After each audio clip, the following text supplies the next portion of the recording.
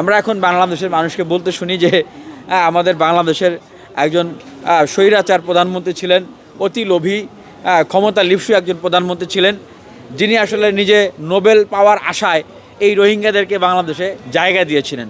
ওই 25 সালে উনি এসছেন এবং ডক্টর মোহাম্মদ ইউনূসের সাথে ওনার যে একটা আন্তরিক সখ্যতা বা সম্পর্ক আছে এটা কিন্তু বোঝা যাচ্ছে। আমরা আমাদের মাননীয় প্রধান উপদেষ্টার একটা চমৎকার রাজনৈতিক মুভমেন্ট দেখলাম, যেটা আমার কাছে উনি দায়িত্ব পাওয়ার পর থেকে সবচেয়ে ভালো লেগেছে। উনি একদম রমজান মাসে টুপি পরে একদম ইফতার করতে গেছেন এবং জাতিসংঘের মহাসচিব অ্যান্টোনিও গুতেরেসকে উনি একদম পুরো সাদা পাঞ্জাবি পরায় ফেলছেন। It's a very good political move. আমি ওনাকে এই জন্য স্যালুট জানাই। এবং রোহিঙ্গাদেরকে সাথে নিয়ে উনি ইফতার করেছেন। সেখানে রোহিঙ্গাদের জাতিসংঘের মহাসচিব সহ থেকে উনি বলেছেন যে আগামী রমজানের ঈদ যেন রোহিঙ্গারা তাদের নিজ যে মাতৃভূমি সেই মাতৃভূমিতে যেন করতে পারে।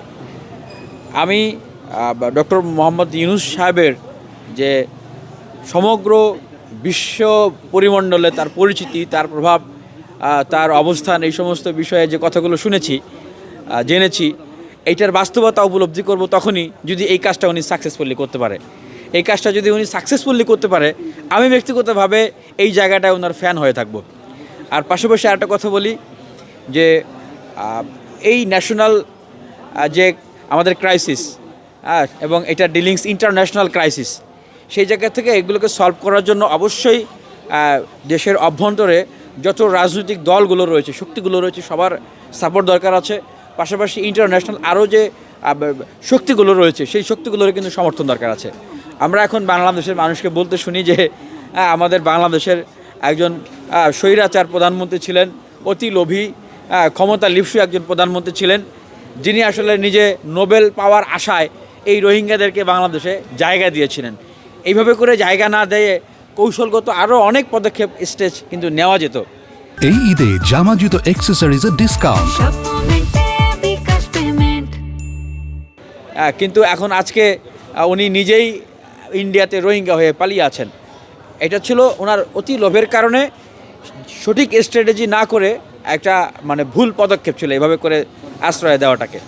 আর ঠিক আরেকজন নোবেল বিজয়ী, উনি আসলে এইটাকে কিভাবে হ্যান্ডেল করেন এটা এখন দেখার বিষয়। তবে আমি একটা জিনিস যেটা আমি বারবার অ্যাড্রেস করব যে আমাদের মাননীয় প্রধান উপদেষ্টা উনি যদি এখন অভ্যুত্থানে অংশগ্রহণকারী শক্তিগুলোকে সাথে নিয়ে উনি যদি রাষ্ট্র ব্যবস্থার সংস্কার, কাঠামোগত পরিবর্তন, জাতীয় আন্তর্জাতিক স্ট্র্যাটেজিক্যালি যে চ্যালেঞ্জগুলো আছে সেগুলোকে মোকাবেলা করার জন্য কাজ করেন, আমার মনে হয় যে উনি দারুণভাবে সাকসেসফুল হবেন। কিন্তু কেন যেন এটাও মনে হচ্ছে যে অভ্যুত্থানের অংশগ্রহণকারী অন্য শক্তিগুলো যেন ওনার সাথে একসাথে কাজ করতে না পারে, সবাইকে নিয়ে যেন একসাথে উনি সফল হতে না পারে, কাজ করতে না পারে, এই জন্য কিছু কিছু গ্রুপ তাদের নিজেদের স্বার্থ হাসিল করার জন্য ওনাকে আসলে ব্যবহার করতেছে। দেখুন 2018 সালেও যখন সফরে এসেছিলেন তখন বাংলাদেশে ডক্টর মোহাম্মদ ইউনূস উনি কিন্তু চিফ অ্যাডভাইজার ছিলেন না।